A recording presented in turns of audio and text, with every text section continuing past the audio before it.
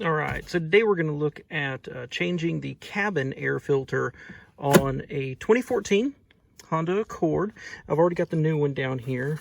Picked one up from STP. When you buy these, you'll notice they've got flow arrows on them. That's supposed to be pointed upwards when you install it. It's super simple to get to. It's actually behind the glove compartment. So open this up. First off, you're going to want to take all your stuff out before it dumps on the floor. There we go. And there's two important things here to access it. These two sides right here actually flex and will unlatch, but then there's this right here. It's called a damper. It's a little hard, but they'll get a solid, there you go, if you push it hard enough. It comes loose, and then you've got to push this in and this in at the same time. If you do that, the whole thing opens up. And then you've got this panel back here. Now there's a press on one side. Let's see if I can get it. Press on the other, and then it should simply come right off.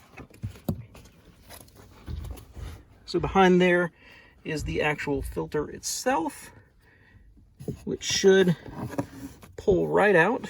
Ta-da! And you can see how bad that is. I had actually taken this in, get my oil changed, and they checked this filter and we're like, you know, I'm not sure this has ever actually been changed in the life of the car. So it'll be refreshing. So you grab the old one, or the new one, excuse me, and you see which way the vanes were pointing, the fins, flow arrows up.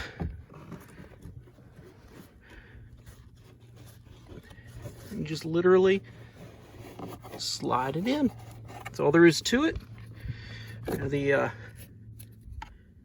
cover on it, these long tabs actually point inward. It's a little counterintuitive. Let's see if I can do this with one hand. Barely. There and there. Lift this up. Pull in the two sides again. So it latches. And then you come right back here to the damper. A little finicky.